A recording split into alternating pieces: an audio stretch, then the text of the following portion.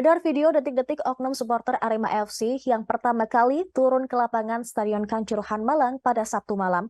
Oknum tersebut diduga merupakan orang pertama yang memicu supporter lainnya turun untuk melakukan protes ke para pemain Arema FC dan juga official atas kekalahan melawan Persebaya Surabaya.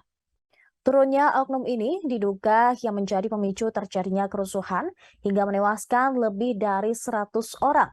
Dalam video yang didapat oleh Tribun Network, tampak pemain Arema FC dan Persebaya Surabaya berada di tengah lapangan. Tak berselang lama, seorang supporter tiba-tiba menyelonong masuk lapangan untuk melakukan aksi protes. Namun kemudian ia dihadang oleh beberapa petugas keamanan. Ia tampak mengenakan kaos berwarna hitam dan celana gelap hendak memprotes kekalahan Arema FC melawan Persebaya.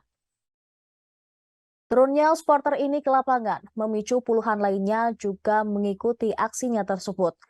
Kondisi kemudian mulai ricuh karena supporter semakin banyak dan merangsek masuk ke lapangan.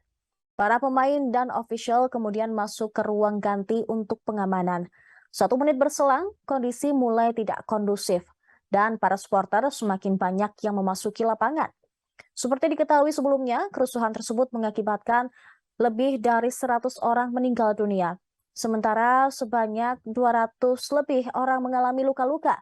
Terkait tewasnya korban, Kapolda Jawa Timur Irjen Polisi Niko Avinta menduga salah satu penyebabnya karena kehabisan oksigen akibat berdesakan ingin keluar dari stadion.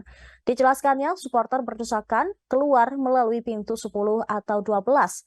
Tim gabungan sudah melakukan upaya penolongan dan evakuasi ke rumah sakit. Di sisi lain, kerusuhan ini juga mengakibatkan 13 mobil rusak.